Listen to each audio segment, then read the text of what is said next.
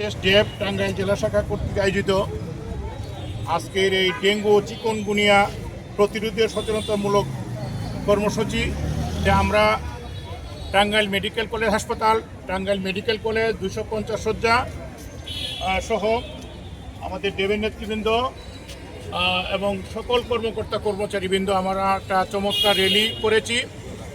আপনারা জানেন যে ডেঙ্গু চিকনগুনিয়া একটা এডিস মশাবাহিত রোগ এবং সেইটা আমাদের যে আনাচে কানাচে যে ডাব, ময়লা আবর্জনা এবং যেখানে জলাবদ্ধতা আছে সেখানেই তারা ডিম থেকে হয় ভেক্টরগুলি জন্ম নেয়। সেইটার জন্যই আমরা চিন্তা করেছি যে আসলে ভেক্টর নিরাময় করার জন্য আমাদের জনসচেতনতা অত্যন্ত দরকার।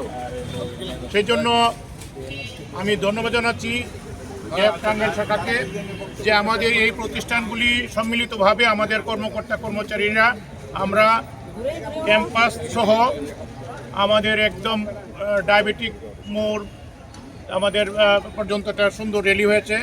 র্যালিতে আমাদের সকলে উপস্থিত ছিল। আমাদের এই কর্মসূচি এখানে মাত্র শুরু হয়েছে।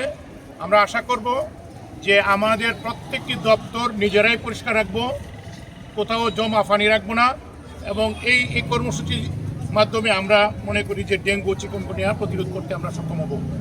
তা আমি এখানে উপস্থিত সকল চিকিৎসক নেতৃবৃন্দ যারা এবং আমাদের স্টাফ নার্স কর্মচারীরা যারা এই র্যালিতে অংশগ্রহণ করেছেন তাদেরকে আমি অশেষ ধন্যবাদ জানাচ্ছি।